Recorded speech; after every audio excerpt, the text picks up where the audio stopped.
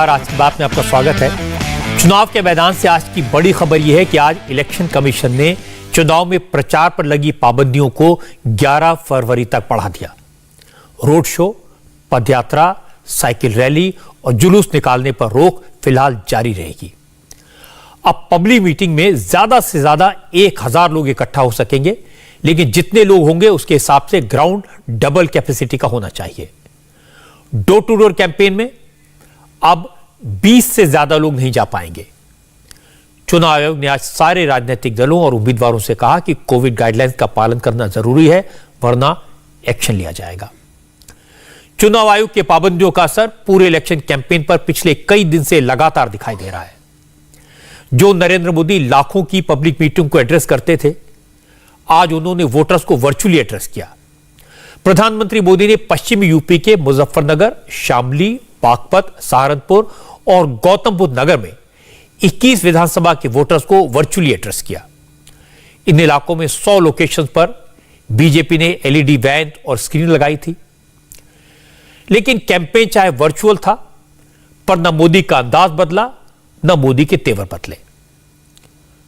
BJP के सबसे बड़े कैंपेनर नरेंद्र मोदी ने आज उत्तर प्रदेश की जनता को योगी आदित्यनाथ और अखिलेश यादव की सरकारों के बीच का फर्क समझाया। मोदी ने कहा, अखिलेश यादव वो नेता हैं जो सोते रहते हैं और सिर्फ सपने देखते हैं, और योगी आदित्यनाथ ऐसे लीडर हैं जो जागते हुए रहकर सारे काम पूरे करते हैं। मोदी की इस वर्चुअल रैली को योगी आदित्यनाथ ने भी आगरा से एड्रेस किया। योगी और मोदी दोनों ने लॉ एंड ऑर्डर को लेकर अखिलेश यादव की पिछली सरकार को आड़े हाथों लिया। प्रधानमंत्री मोदी ने कहा, 5 साल पहले तक यूपी की सरकार दबंग और दंगाई चला रहे थे। कोई भूल नहीं सकता है 5 साल पहले यूपी को लेकर क्या चर्चा होती थी।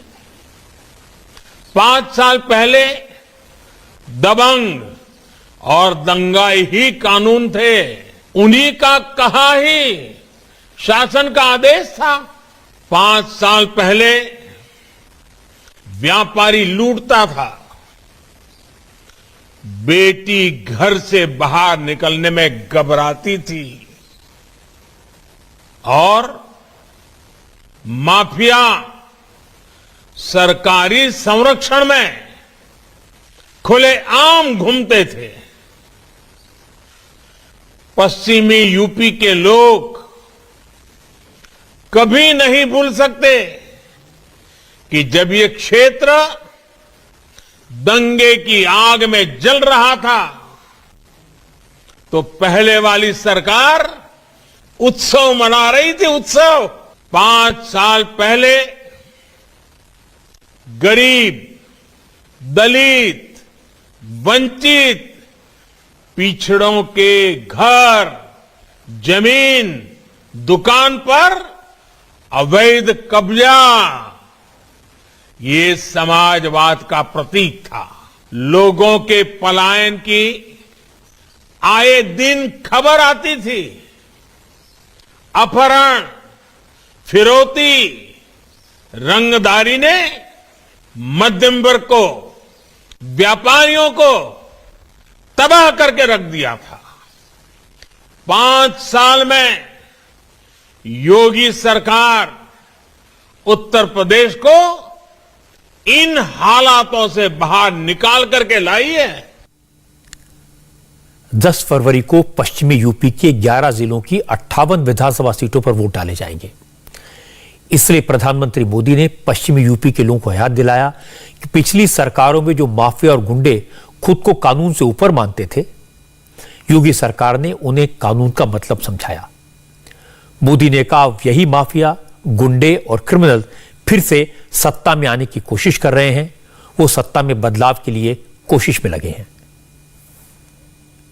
जो माफिया और गुंडे खुद को कानून से भी बड़ा मानते थे, यूपी की भाजपा सरकार ने उन्हें कानून का मतलब समझा दिया है। और इसलिए आज चुनाव के इस माहौल में वो पूरी ताकत लगा रहा है कि किसी भी तरह जो गुंडागर्दी करने वाले लोग थे ना, वो अवसर की तलाश में कैसे भी करके उनको सत्ता में वापस आना है। ऐसी अनुकूल सरकार उनको चाहिए कि उनको उनके अपने खेल खेलने में सुविधा हो। हम यूपी में बदलाव के लिए खुद को खपा रहे हैं, जबकि वो आपसे बदला लेने की ठान कर बैठे हैं। इन लोगों ने जिन्हें टिकट दिया है, उनकी भाषा, उनका व्यवहार, उनका इतिहास, उनके करतूत, उनके कारनामे, ये सारे उनके सबूत हैं। ये बदला लेना ही हमेशा से उनकी सोच रही है और इसलिए मैं ये देखकर खुश हूं कि उत्तर प्रदेश के लोग इन दंगाई सोच रखने वालों से बहुत सावधान है, बहुत सतर्क है। उत्तर प्रदेश की जनता वो पुराने दिन वापस नहीं चाहती है। इन बदला लेने वालों के बयानों को देखकर यूपी के लोगों ने ठान लिया है कि इस बार पहले से भी ज्यादा मतों से भाजपा को विजयी बनाएंगे। यूपी की जनता को समझाते समझाते प्रधानमंत्री मोदी ने आज मुख्यमंत्री योगी आदित्यनाथ की जमकर तारीफ की। मोदी ने कहा कि योगी संकल्प लेने वाले नेता हैं, वो सपने पूरे करना जानते हैं। मोदी ने सपनों की बात कहकर अखिलेश यादव पर तीखा तंज कसा। दरअसल कुछ दिन पहले अखिलेश यादव ने सपने की बात कही थी। आज मोदी ने कहा कि जो लोग सोते रहते हैं वो सिर्फ सपने देखते हैं, लेकिन बीजेपी की डबल इंजन की सरकार सपनों को पूरा करती है। डबल इंजन की सरकार डबल तेजी से यूपी के विकास में जुटी है। आज यूपी में एक्सप्रेस वे डबल हो रहे हैं, हवाई अड्डों की संख्या भी डबल हो रही है। यूपी देश का एकमात्र राज्य है जहां 5 शहरों में मेट्रो है और 5 पर काम चल रहा है। 2017 से पहले जो सरकार थी वो कागजों पर आधी अधूरी परियोजनाएं बनाने और उनके शिलान्यास में माहिर थी। पत्थर टांग दो बस, अस्पताल हो, सड़कें हो, एक्सप्रेस वे हो, ये लोग सालों साल परियोजनाओं को खींचते थे ताकि उसमें से कुछ दोहना है, उसमें से भी कुछ निकालना है, कमाई करनी है, तो अपनी दुनिया चलती रहे। वो लोग सिर्फ सपने दिखाते थे। डबल इंजन की सरकार सपने पूरे करती है। मैं कभी कभी सुनता हूं कुछ लोगों को सपने आते हैं। आप सबको मालूम है सपने किसको आते हैं भाई? जो सोता रहता है ना, उसको सपने आते हैं। जो जागता है वो संकल्प लेता है। योगी जी जागने वाले, जागते रखने वाले और इसलिए संकल्प करने वाले नेता है। यही फर्क है जो आज यूपी के लोग अच्छी तरह समझ रहे हैं, देख रहे हैं। इसके बाद मोदी ने युवाओं का एड्रेस किया। प्रधानमंत्री मोदी ने कहा यूपी के नौजवान फर्स्ट टाइम वोटर्स बीजेपी के साथ हैं, क्योंकि युवा वोटर समझ गए हैं उनका फ्यूचर कौन सुधार सकता है। अखिलेश तो मुख्यमंत्री रहते हुए नोएडा आने से बचते रहे, क्योंकि नोएडा के साथ एक अंधविश्वास जुड़ा है कि जो सीएम नोएडा जाता है उसकी कुर्सी चली जाती है। पहली बार वोट डालने वाले जा रहे युवा भी इसको समझ रहे हैं कि अब यूपी को फिर से गुंडों माफियाओं के हवाले नहीं करना है। सोचिए साथियों, जो लोग जो सत्ता खोने के अंधविश्वास के कारण नोएडा जैसे युवा आकांक्षाओं के क्षेत्र में आने से भी कतराते हैं, क्या वो युवाओं के सपनों का प्रतिनिधित्व कर सकते हैं? जो देश के अपने टीके पर विश्वास नहीं करते, वैज्ञानिकों पर विश्वास नहीं करते, जो अफवाहों को हवा देते हैं, क्या वो यूपी के युवाओं के टैलेंट, उनके इनोवेशन का, उनकी कल्पकता का सम्मान कर सकते हैं? यूपी को ऐसी सरकार चाहिए जो अपनी विरासत पर गर्व करे और ज्ञान, विज्ञान और आधुनिकता को बढ़ाए। ये काम भाजपा ही कर रही है और भाजपा ही कर सकती है। प्रधानमंत्री मोदी ने आज अलग अलग एग्जाम्पल्स देकर बीजेपी और समाजवादी पार्टी का फर्क समझाया। मोदी ने कहा कि बीजेपी के पास विजन है, ईमानदार लीडरशिप है, लेकिन दूसरी तरफ अहंकार से भरे, कोरे सपने दिखाने वाले और समाज को तोड़ने वाले लोग हैं। इनके पास विजन के नाम पर सिर्फ विरोध है। मोदी ने अखिलेश यादव को नकली समाजवादी बताया।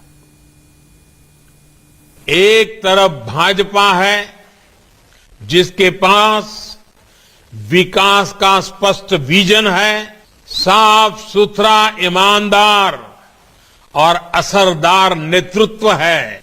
वहीं दूसरी तरफ अहंकार से भरे, समाज को तोड़ने वाले, किसी भी कीमत पर सत्ता पाने का सपना देख रहे हैं। और ये है कौन? नकली समाजवादी है। विजन के नाम पर इनके पास सिर्फ विरोध है, गुस्सा है, आक्रोश है। इसलिए आज यूपी कह रहा है, एक बार फिर गरीबों की सरकार, भाजपा सरकार, डबल इंजन सरकार।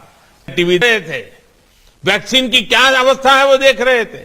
चुनाव के इन समय में अपने राज्य के लोगों की ऐसी चिंता करने वाला नेता अगर हमारे पास है, ऐसी सरकार है जो जन जन के सुख के लिए काम करती हो, और इसलिए मैं उत्तर प्रदेश के नागरिकों को, उत्तर प्रदेश के युवाओं को, उत्तर प्रदेश की माताओं बहनों को हृदय से आग्रह करता हूं, यह समय देश को आगे बढ़ने का है।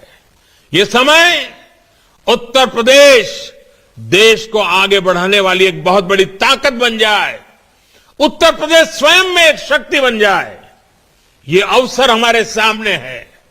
और इसलिए मैं आज आग्रह से कहता हूं, इस चुनाव में भारी मात्रा में मतदान कीजिए, आपके संतानों के उज्जवल भविष्य के लिए मतदान कीजिए। आपके एक वोट की ताकत होती है, एक वोट का सामर्थ्य होता है जो उत्तर प्रदेश को सुरक्षित रखेगा, जो उत्तर प्रदेश को विकास की नई ऊंचाइयों पर ले जाएगा। यह आपके वोट की ताकत है जो आपके बच्चों के भविष्य को सुरक्षित करेगी। अखिलेश यादव के 5 साल और योगी आदित्यनाथ के 5 साल का फर्क समझाने के लिए नरेंद्र मोदी ने एक और उदाहरण दिया।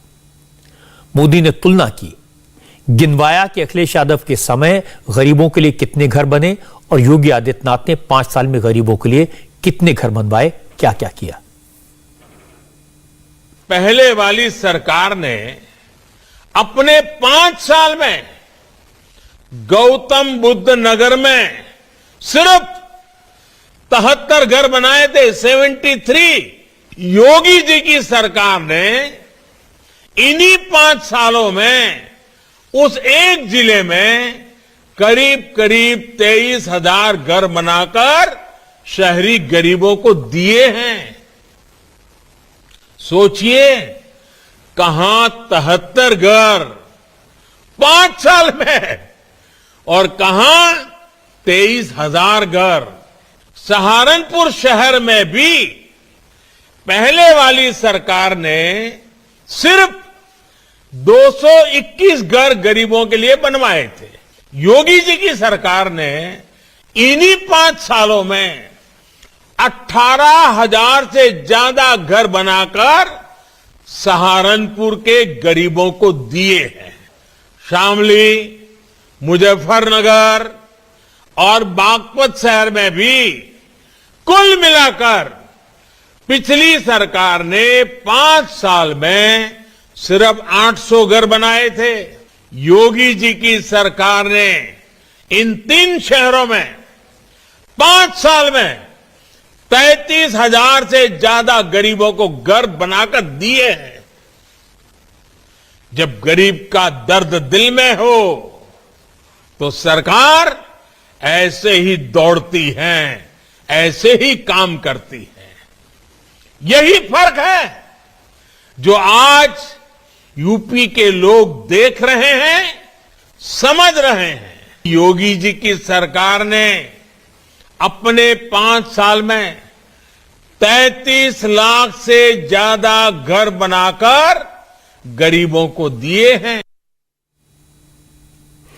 पहले और दूसरे राउंड में पश्चिमी उत्तर प्रदेश में वोट डाले जाएंगे। यहां बड़ी संख्या में किसान रहते हैं। पश्चिमी यूपी में किसान आंदोलन एक बड़ा मुद्दा रहा है और इस इलाके में आरएलडी का प्रभाव है। जयंत चौधरी के आरएलडी और अखिलेश यादव की समाजवादी पार्टी के बीच में अलायंस है। आज नरेंद्र मोदी ने शायद इसी पर फोकस करते हुए यूपी के किसानों को एड्रेस किया। मोदी ने छोटे किसानों पर फोकस किया, छोटे किसानों के लिए अपनी सरकार की योजनाएं गिनाई। मोदी ने कहा उनकी सरकार ने किसानों से जुड़ी योजनाओं में चल रही लूट को बंद किया, कमीशनखोरी बंद करवाई। किसानों के लिए मोदी ने एमएसपी की भी बात की। मोदी ने कहा कि उनकी सरकार ने पिछली सरकारों के मुकाबले 2 गुने से भी ज्यादा अनाज एमएसपी पर खरीदा। जब दिल में सेवा की भावना हो, भ्रष्टाचार पास भी नहीं फटक सकता है, तो काम करने के नतीजे भी मिलते हैं। डबल इंजन की सरकार का भी यही ट्रैक रिकॉर्ड है। हमारा लक्ष्य था कि किसान को मिलने वाली सरकारी मदद में लूट बंद हो, कटकी बंद हो, बेईमानी बंद हो। यूपी के छोटे किसानों के बैंक अकाउंट में सीधी मदद मिले। आज पीएम किसान सम्मान निधि से यूपी के किसानों को 43,000 करोड़ रुपए सीधे उनके जेब में, उनके बैंक खातों में मिले हैं। अब समय आ गया है, हमें छोटे किसानों की ज्यादा चिंता करने की जरूरत है और ये हमने काम शुरू कर दिया है। छोटे किसान ही हमारे ग्रामीण जीवन को बदलेंगे। हमने लक्ष्य रखा था कि किसानों से एमएसपी पर रिकॉर्ड खरीद करेंगे और हमने इस संकल्प को पूरा किया। 2017 से पहले की तुलना में 2 गुने से भी अधिक खरीद बीते 5 सालों में एमएसपी द्वारा की गई है। हमने गन्ना किसानों की दिक्कतों को समझते हुए उनके बकाये के जल्द से जल्द भुगतान का भी लक्ष्य रखा था। पश्चिम उत्तर प्रदेश के किसान भूले नहीं हैं कि 2017 के पहले कैसे मेहनत का पैसा सालों साल किस्तों में दिलाया जाता था। योगी जी की सरकार ने वो बकाया भी चुकाया और नए सीजन का भुगतान भी तेज किया। किसानों का जितना भुगतान योगी जी की सरकार ने किया है, उतना पिछली 2 सरकारों ने अपने 10 साल में नहीं किया था। मैंने आपको आज के नरेंद्र मोदी की कैंपेन के कुछ चुने हुए हिस्से दिखाए। इससे इरादा साफ है, बीजेपी उत्तर प्रदेश की जनता को यह बताएगी कि अगर अखिलेश यादव की सरकार आई तो फिर से गुंडागर्दी होगी, दंगे फसाद होंगे, अपराधी नेतागिरी करेंगे, क्योंकि समाजवादी पार्टी ने बड़ी संख्या में ऐसे लोगों को चुनाव के मैदान में उतारा है जो बेल पर हैं या फिर जेल में हैं। बीजेपी के कैंपेन का एक प्रमुख हिस्सा यह होगा कि योगी आदित्यनाथ की सरकार ने अपराधियों और माफियाओं के दिलों में कानून का डर पैदा किया है। योगी तो रोज कहते हैं कि अखिलेश की सरकार के जमाने में हिस्ट्री शीटर थाने चलाते थे, माफिया जमीनों पर कब्जा करते थे, लेकिन योगी के राज में गुंडे तख्ती लटकाकर पुलिस के सामने सरेंडर करने लगे और माफिया की संपत्ति पर बुलडोजर चलने लगे। एक लिहाज से बात सही है, अगर यूपी का विकास करना है तो रोज रोज के झगड़े नहीं चाहिए। शांति और कानून के राज के बगैर लोगों के कल्याण की योजनाएं लागू नहीं की जा सकती हैं। नरेंद्र मोदी ने आज यही कहा कि योगी के शासनकाल में लॉ एंड ऑर्डर अच्छा था, इसलिए विकास हो पाया।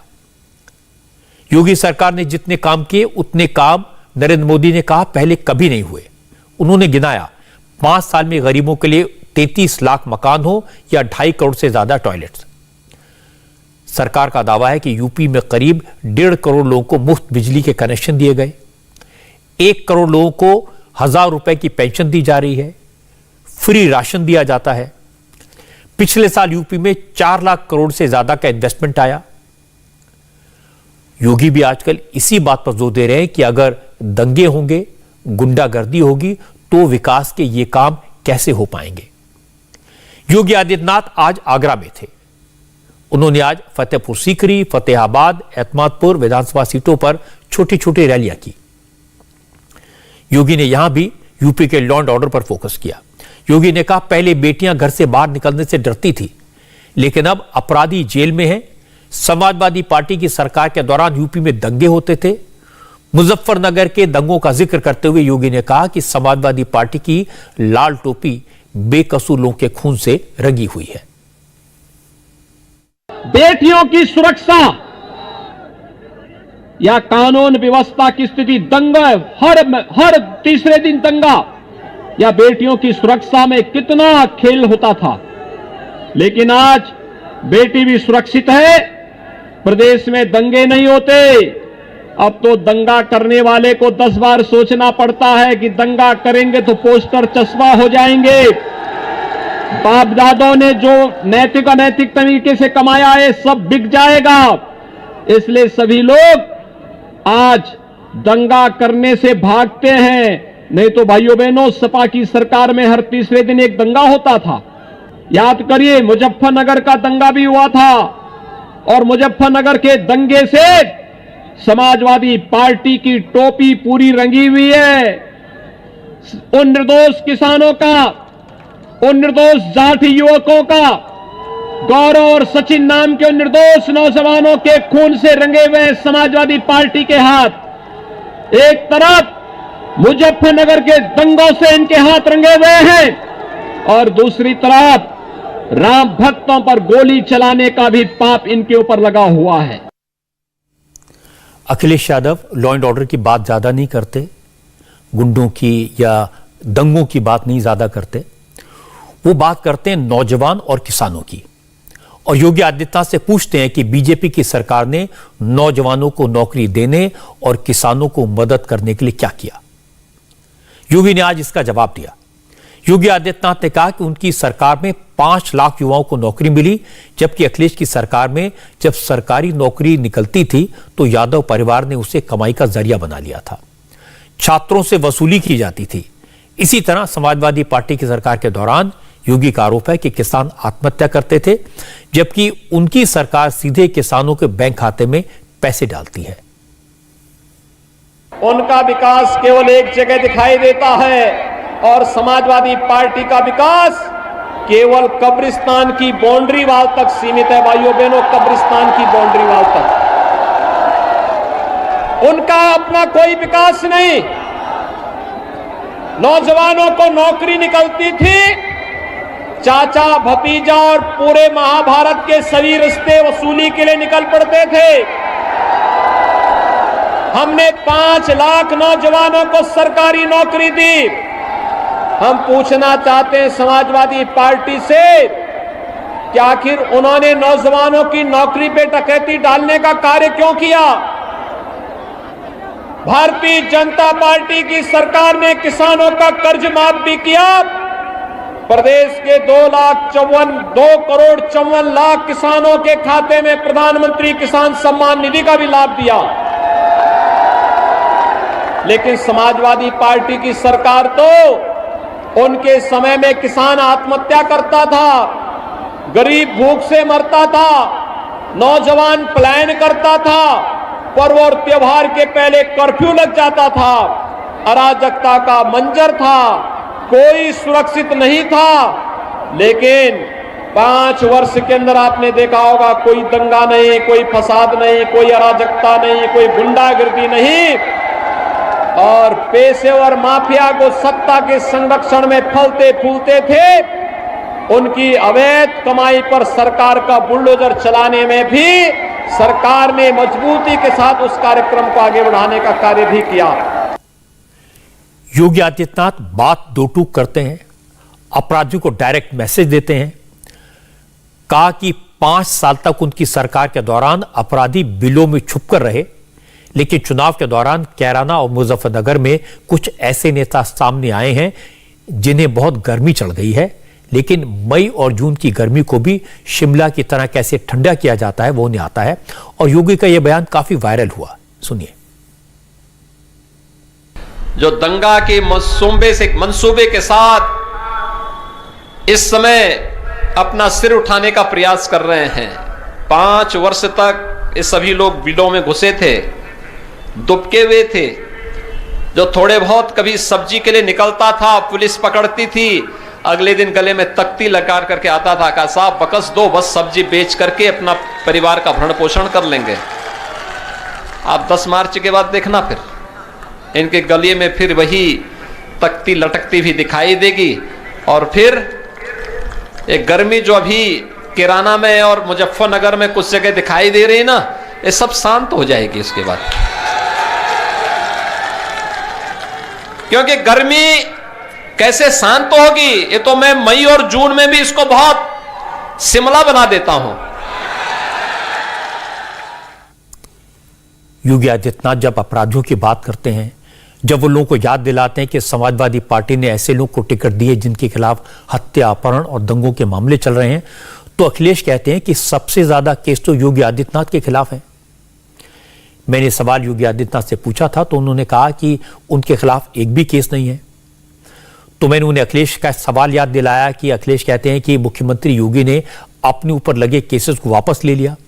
योगी ने तुरंत जवाब दिया, उन्होंने कहा कि मैंने अपने ऊपर लगे किसी केस को वापस नहीं लिया है।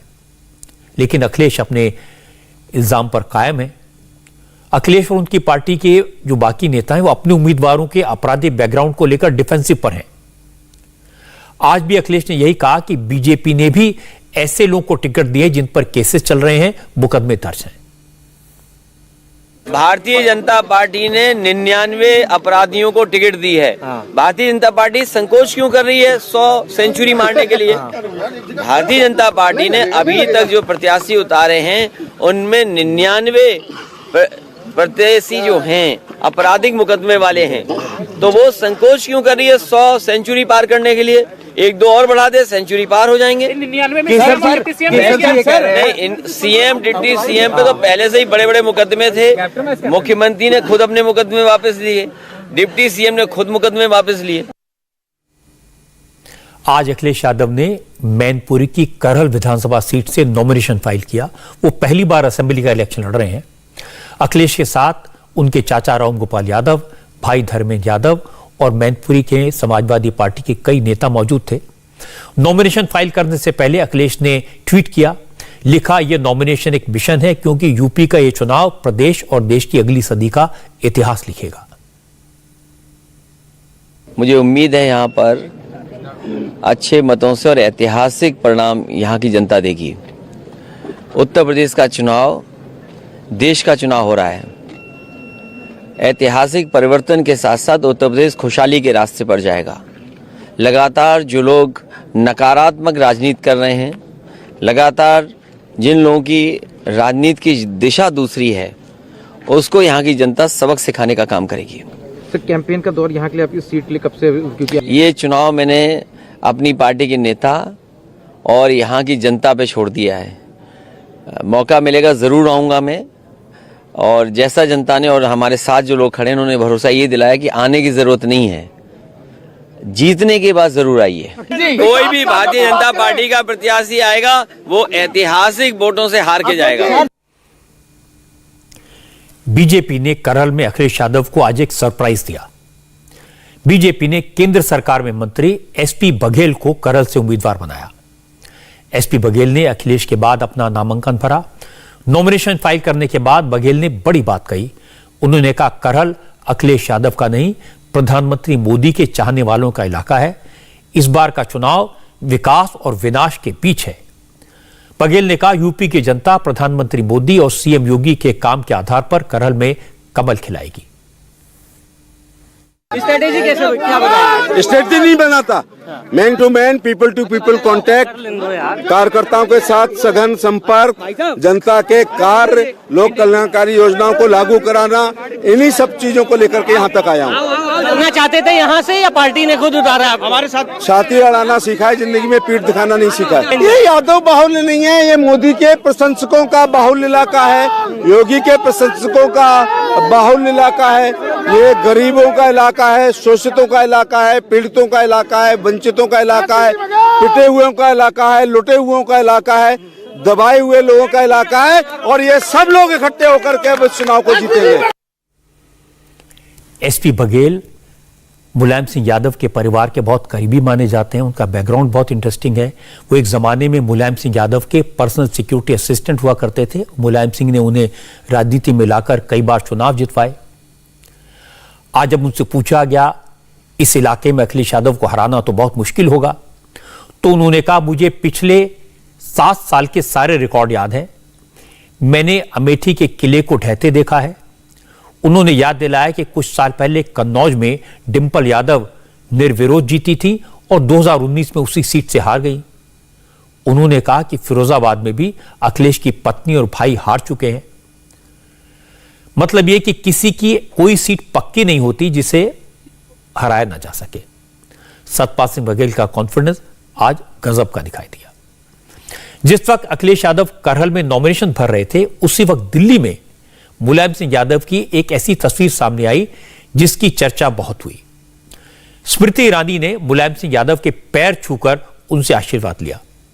स्मृति ईरानी का मुलायम सिंह यादव के पैर छूना बड़ी खबर बन गया। लोग अपने अपने हिसाब से इसका मतलब निकालने लगे। कांग्रेस के नेता शक्ति सिंह गोहिल ने कहा कि उन्होंने और सुप्रिया सुले ने और कई दूसरे एमपीज ने पार्लियामेंट के अंदर मुलायम सिंह जी के पैर छुए थे, लेकिन बीजेपी के नेता हर चीज कैमरे के लिए करते हैं क्योंकि उन्हें मैसेज देना होता है। इसीलिए स्मृति ईरानी ने संसद भवन के अंदर नहीं बल्कि बाहर आकर मुलायम के पैर छुए। मुलायम सिंह जी एक बहुत ही बुजुर्ग आदमी हैं। आज वो अंदर पार्लियामेंट के सेंट्रल हॉल में जब थे, हमने सब ने जब राष्ट्रगान हो रहा था तो सुप्रिया सुले जी, नीरज जी, हम गए और क्योंकि उनको चेयर से खड़ा होना था और राष्ट्रगान हो रहा था तो सबने उनको हेल्प करके तुरंत खड़े हो इसलिए मदद की, पैर छुए, आशीर्वाद भी लिए, उन्होंने भी दिए। पर अंदर सेंट्रल हॉल में उनके पाँव नहीं छूना, उनका आशीर्वाद नहीं लेना, बाहर निकल के कैमरे के सामने ही पाँव छू के आशीर्वाद लेना और कैमरे में और चैनलों में आना, वो हम नहीं करते हैं। क्या आप कह रहे हैं कि ये दिखावा था? देखिए, हम कहते हैं कि अगर बड़े बुजुर्ग का आशीर्वाद लेना, पाँव छूना, ये हमारी संस्कृति है और इसको ज़रूर निभाना चाहिए। हम हमारे माँ बाप के पाँव सिर्फ कैमरे की आंखों के लिए नहीं छूते हैं, दिल से उसके लिए इज्जत करते हैं, उनका सम्मान करते हैं। वही अगर बात दिल से हो, अच्छा है। हालांकि मुरादाबाद से समाजवादी पार्टी के एमपी एसटी हसन ने कहा, मुलायम सिंह यादव उम्र में बड़े हैं, ऐसे में अगर स्मृति ईरानी ने उनके पाँव छू लिए तो इसे शिष्टाचार समझा जाए। इसका किसी तरह कोई सियासी मतलब निकालने की जरूरत नहीं है। अच्छी बात है। देखिए, ये हमारे तहजीबें हैं, हमारे संस्कार हैं। हम अपने बुजुर्गों की इज्जत करते हैं और उनसे दुआएं लेते हैं, उनसे आशीर्वाद लेते हैं। तो ये एक अच्छा मैसेज भी है और एक अच्छी बात भी है कि हम अपने बुजुर्गों को सम्मान दें। मुलायम सिंह यादव पुराने जमाने के नेता हैं। वो उस परंपरा के लीडर हैं जहां विरोधी नेताओं से भी मधुर रिश्ते बनाकर रखे जाते हैं। मुलायम सिंह को सभी आदर से नेताजी कहते हैं और नेताजी आज भी इस बात की परवाह नहीं करते कि सामने वाले की विचारधारा क्या है, उसका राजनीतिक दल कौन सा है। कुछ दिन पहले एक वाइस प्रेसिडेंट वेंकैया नायडू की ग्रैंड डॉटर की शादी के मौके पर मुलायम सिंह यादव संघ प्रमुख मोहन भागवत के साथ बैठे नजर आए थे, तो सोशल मीडिया पर इसकी काफी चर्चा हुई, लेकिन नेताजी ने इसकी कोई परवाह नहीं की। मुलायम सिंह का स्वास्थ्य आजकल ठीक नहीं रहता, बहुत से नाम, बहुत सी बातें भूल जाते हैं, लेकिन उनके प्रति सम्मान में कोई कमी नहीं आई। प्रधानमंत्री मोदी हों या राष्ट्रपति कोविंद, सत्ता पक्ष के नेता हों या विरोधी दलों के नेता, सब नेताजी को बहुत आदर और मान देते हैं, लेकिन अब नेताजी जैसे नेता बहुत कम रह गए हैं। आज प्रियंका गांधी ने नोएडा में कांग्रेस के लिए कैंपेन किया, घर घर जाकर वोट मांगे। नोएडा सीट से कांग्रेस ने पंखुड़ी पाठक को टिकट दिया है। प्रियंका गांधी का शेड्यूल काफी बिजी था। पहले वो कालीबाड़ी मंदिर गई, पार्टी की जीत के लिए प्रार्थना की और इसके बाद नोएडा में अलग ग्रुप्स के लोगों से मिली। इसमें कारोबारी भी शामिल थे, महिला उद्यमी भी थे और आम लोग भी। और इसके बाद प्रियंका नोएडा के सेक्टर 8 इलाके में गई और घरों घरों में जाकर वोट मांगे। प्रियंका जानती है कि नोएडा एक तरह से यूपी की इंडस्ट्रियल कैपिटल है, उद्योग नगरी है। राज्य भर से नौजवान यहाँ पढ़ने और नौकरी खोजने आते हैं, इसलिए प्रियंका ने नौजवानों की नौकरी की, रोजगार की बात की। प्रियंका ने कहा कि कांग्रेस ने अलग से विधान पत्र जारी इसीलिए किया क्योंकि वो युवाओं को बताना चाहती है कि रोजगार के लिए कांग्रेस का रोड मैप क्या है। असदुद्दीन ओवैसी ने भी आज अपनी पार्टी के कैंडिडेट्स के लिए डोर टू डोर कैंपेन किया। यूपी के धौलाना सीट पर ओवैसी की पार्टी ने हाजी आरिफ अली को मैदान में उतारा है। ओवैसी के इस डोर टू डोर कैंपेन में भीड़ तो खूब जुटी, लेकिन कोविड प्रोटोकॉल्स का पालन नहीं हुआ। न किसी ने मास्क पहना था, न सोशल डिस्टेंसिंग थी, लेकिन ओवैसी भीड़ से बहुत खुश थे। उन्होंने कहा इस बार चुनाव में उनकी पार्टी की परफॉर्मेंस सबको चौंका देगी। ओवैसी ने कहा कि जो लोग उन्हें बीजेपी की बी टीम कहते हैं, उन्हें अब समझ जाना चाहिए कि यूपी में उनकी पार्टी अब बी टीम नहीं बल्कि A+ टीम हो गई है। यहां भी ओवैसी के निशाने पर अखिलेश रहे। ओवैसी ने कहा कि समाजवादी पार्टी में मुसलमानों को बस दरी बिछाने और कुर्सी लगाने का काम मिलता है, सत्ता में हिस्सेदारी नहीं जीती जाती। अखिलेश ने 45% समाजवादी पार्टी के मुसलमानों का टिकट काट दिया है, उन्होंने ही कहा उनके। तो अब बहुत अच्छा है, अब तो समाजवादी के पार्टी में जो अल्पसंख्यक समाज के नेता है, हम उनसे ही अपील करेंगे कि क्या वो उनके खैदी बनकर रहेंगे या फिर वो हमेशा दरी बिछाएंगे और फिर नारे लगाते रहेंगे कि हमारी जवानी उस पे कुर्बान। अब तो बूढ़े भी बूढ़े भी हो चुके हैं, तो इसलिए इनका जो मानसिकता है अल्पसंख्यक समाज के सिलसिले में, वो सिर्फ इस्तेमाल करो और उनको छोड़ दो। वो हिस्सेदारी की बात नहीं करते, भागीदारी की बात नहीं करते, जो MIM पार्टी और भागीदारी परिवर्तन मोर्चा कर रहा है। यूपी के चुनाव में असदुद्दीन ओवैसी मुसलमानों को अपनी तरफ लाने की कोशिश कर रहे हैं। वो खुलकर उनके बारे में बात करते हैं और बताते हैं कि समाजवादी पार्टी ने कैसे उनके साथ व्यवहार किया। कांग्रेस भी ताकत तो लगा रही है। बहुजन समाज पार्टी, उसका जाटव वोटों का एक बड़ा बेस है, उसके आधार पर दांव लगा रही है। लेकिन ओपिनियन पोल्स में और लोगों से बात करने से ये लगता है कि यूपी का चुनाव बाइपोलर हो गया है। एक तरफ बीजेपी का अलायंस है और दूसरी तरफ समाजवादी पार्टी का अलायंस। और इंडिया टीवी के ओपिनियन पोल में भी यही बात नजर आई। इंडिया टीवी ग्राउंड जीरो का रिसर्च, जो ताजा ओपिनियन पोल आया है, जो आज शाम को हमने दिखाया, उसके मुताबिक उत्तर प्रदेश में बीजेपी को 242 से 244 सीटें मिल सकती हैं। सरकार बनाने के लिए 202 सीटें चाहिए। अखिलेश यादव को 148 से 150 सीटें मिल सकती हैं। बहुजन समाज पार्टी को 4 से 6, कांग्रेस को 3 से 5 और अन्य दलों के खाते में 1 से 3 सीटें आ सकती हैं। अब पंजाब के चुनाव पर नजर डालते हैं। यहां मुख्यमंत्री चरणजीत सिंह चन्नी का 2-2 सीट से चुनाव लड़ना एक बड़ा इशू बन गया है। चन्नी ने आज बरनाला जिले की भदौड़ सीट से पर्चा भरा। यह सीट पंजाब के पॉलिटिकली इंपॉर्टेंट माने जाने वाले मालवा में पड़ती है। इस रीजन में विधानसभा की सबसे ज्यादा 69 सीटें आती हैं। भदौड़ सीट शेड्यूल कास्ट के रिजर्व है। हालांकि पहले जब चुनाव हुए थे तो इस सीट को कांग्रेस ने भी जीता, अकाली दल ने भी जीता और आम आदमी के उम्मीदवार ने भी यहां पर जीत हासिल की, तो किसी की पक्की सीट नहीं है। कांग्रेस ने इससे पहले चन्नी को उनकी ट्रेडिशनल सीट चमकौर साहब से उम्मीदवार बनाया है। चमकौर साहब से चन्नी 3 बार चुनाव जीत चुके हैं। आज भदौड़ में पर्चा भरने के बाद चन्नी ने कहा वो यहां से चुनाव इसलिए लड़ रहे हैं कि मालवा रीजन का विकास कर सकें। मेरी बेनती यह है कि मैं एक मिशन लेके मालवे दे विच आया। मिशन यह है कि यह एरिया बहुत बड़ा, कई जिले डेवलपमेंट पक्षों पिछड़े हुए है, भावें कैप्टन साहब भी रहे, बादल साहब भी रहे, लेकिन इत्थे डेवलपमेंट नहीं हुई, एरिया पिछड़िया होया। मैं इस एरिए नूं पूरे नूं उपर चुकना है। मैं सदामा बन के आया, मालवे वाले कृष्ण बन के सामणगे ते असीं बड़ी भारी जित पूरे मालवे च लवांगे। चरणजीत सिंह चन्नी के 2-2 सीटों से चुनाव लड़ने पर विरोधी दल तंज कस रहे हैं। अरविंद केजरीवाल कह रहे हैं कि चन्नी को अपनी ट्रेडिशनल सीट चमकौर साहब से हार का डर है, इसीलिए वो भदौड़ से लड़ने आए। सुखबीर बादल ने भी कहा कि अवैध बालू खनन के कारोबार की वजह से चमकौर साहब के लोग चरणजीत सिंह चन्नी से नाराज हैं। चन्नी जी चमकौर साहब से हार रहे थे क्योंकि वहां बहुत बड़ी माइनिंग की इन्होंने, लोग उनके साथ बहुत अगेंस्ट से, वो सोचते कि यहां भाग के आ जाएंगे शायद हम जीत जाएंगे। उनको मालूम नहीं है ये सीट श्रोमणी अकाली दल का स्ट्रांग होल्ड है, हमारा जो राही है उनको भगाएगा यहां से। 2-2 सीटें लड़ने का कांग्रेस पार्टी के नेताओं ने मतलब यह निकाला है कि अब चरणजीत सिंह चन्नी ही कांग्रेस की तरफ से मुख्यमंत्री पद के उम्मीदवार हो सकते हैं। और जाहिर है यह बात नवजोत सिंह सिद्धू को पसंद नहीं आई। नवजोत सिंह सिद्धू अपने चीफ मिनिस्टर को डिफेंड करने के लिए तैयार नहीं है। देखो बस दे विच चढ़ोगे, उत्ते लिखिया हुंदा सवारी अपने समान दी खुद जिम्मेवार है। तुसीं चन्नी साहब तो सवाल करना। और सिद्धू के सबसे बड़े राजनीतिक विरोधी कैप्टन अमरिंदर सिंह ने आज नॉमिनेशन फाइल किया। अमरिंदर सिंह ने अपनी पारंपरिक सीट पटियाला से पर्चा भरा। इस मौके पर कैप्टन के अलायंस पार्टनर बीजेपी के वर्कर्स काफी संख्या में मौजूद थे। कैप्टन अमरिंदर सिंह ने बीजेपी और अकाली दल के ढींढसा गुट के साथ अलायंस किया है।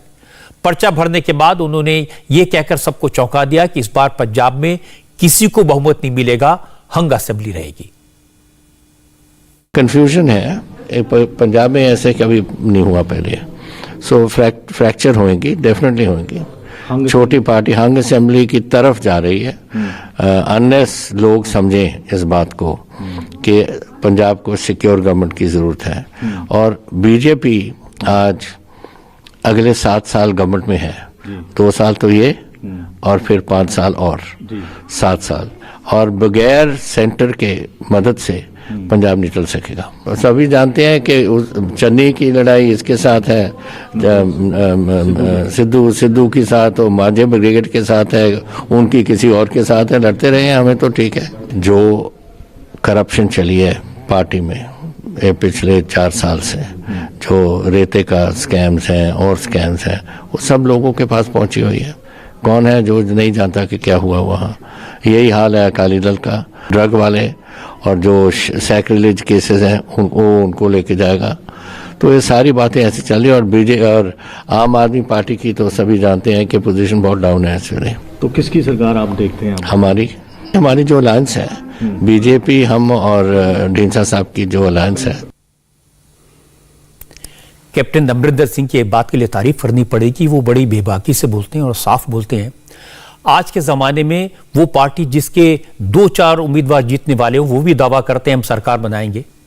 लेकिन अमरिंदर सिंह ने बड़े साफ साफ कहा कि पंजाब में हंग असेंबली होगी क्योंकि कंफ्यूजन है, और उनकी बात सही भी है। तीसरे दावेदार हैं अकाली दल के। नॉमिनेशन फाइल करने का कल आखिरी दिन है, तो आज former chief minister Prakash Singh Badal और उनके बेटे सुखबीर बादल, इन दोनों ने भी अपने पर्चे दाखिल किए। प्रकाश सिंह बादल ने मुक्तसर जिले की अपनी परंपरागत सीट लांबी सीट से पर्चा दाखिल किया है। 94 साल की उम्र में प्रकाश सिंह बादल इस बार विधानसभा चुनाव में सबसे उम्रदराज कैंडिडेट हैं। प्रकाश सिंह बादल की बहू हरसिमरत कौर बादल ने कहा कि पंजाब की जनता ने अकाली दल को जिताने का मन बना लिया है। अकाली दल के अध्यक्ष सुखबीर बादल फाजिल्का जिले की जलालाबाद सीट से नॉमिनेशन फाइल किया उन्होंने। सुखबीर बादल इस सीट से 3 बार चुनाव जीत चुके हैं। सुखबीर बादल ने 2009 के बाई इलेक्शन में पहली बार जलालाबाद सीट जीती थी और इसके बाद उन्होंने 2012 और 17 के विधानसभा चुनाव में भी यहां से जीत हासिल की। कुछ महीने पहले तक पंजाब में कांग्रेस का अपर हैंड था, ये सब जानते हैं, लेकिन कैप्टन अमरिंदर सिंह को कांग्रेस ने जिस तरह से हटाया और उसके बाद चन्नी को मुख्यमंत्री बनाने से सिद्धू ने जिस तरह से खुलेआम नाराजगी जाहिर की, आम आदमी पार्टी और अकाली दल दोनों को इस मौके का पूरा फायदा हुआ। और फिर नरेंद्र मोदी ने जब किसान कानूनों को वापस लिया तो कैप्टन अमरिंदर सिंह ने बीजेपी के साथ अलायंस किया। अब पंजाब में चुनाव मल्टी कॉर्नर हो गया है और अमरिंदर सिंह बिल्कुल ठीक बात कहते हैं कि इस बार हंग असेंबली हो सकती है। जितने भी ओपिनियन पोल हैं ज्यादातर ये दिखाते हैं कि इस बार पंजाब के चुनाव में किसी पार्टी को बहुमत नहीं मिलेगा। हालांकि ये अच्छी बात नहीं है, ये बॉर्डर स्टेट है, वहां पर एक स्ट्रांग सरकार हो, मजबूत सरकार हो, ये जरूरी है। फाइनेंस मिनिस्टर निर्मला सीतारमण कल इस साल का आम बजट पेश करेंगी और ये मुश्किल हालात है क्योंकि कोरोना की महामारी से पूरी दुनिया में आर्थिक व्यवस्था, आर्थिक नीतियों को प्रभाव हुआ है। आज जो इकोनॉमिक सर्वे पेश किया गया उससे अंदाजा लगता है कि हमारे देश की इकोनॉमिक स्थिति क्या है। तो एक अच्छी खबर यह है कि अगले साल भारत की विकास दर 8 से 8.5 8 to 8.5% रहने की उम्मीद है और आपको जानकर खुशी होगी ये पूरी दुनिया में सबसे ज्यादा होगी। सर्वे में सरकार ने बताया कि देश की अर्थव्यवस्था कोरोना महामारी के पहले के लेवल तक रिवाइव हो चुकी है। टैक्स से सरकार की आमदनी बढ़ी है और सर्वे की खास बात यह है कि कोरोना महामारी की पहली वेव की तुलना में दूसरी वेव का इकोनॉमी पर कम असर पड़ा। सर्वे के मुताबिक कोरोना का सबसे खराब असर देश के सर्विस सेक्टर पर पड़ा है, जबकि खेतीबाड़ी पर, किसानों पर महामारी का सबसे कम असर दिखाई दिया। इंडिया टीवी हर वक्त हर जगह डाउनलोड करने के लिए सर्च करें India TV news Google play store या ऐप स्टोर पर।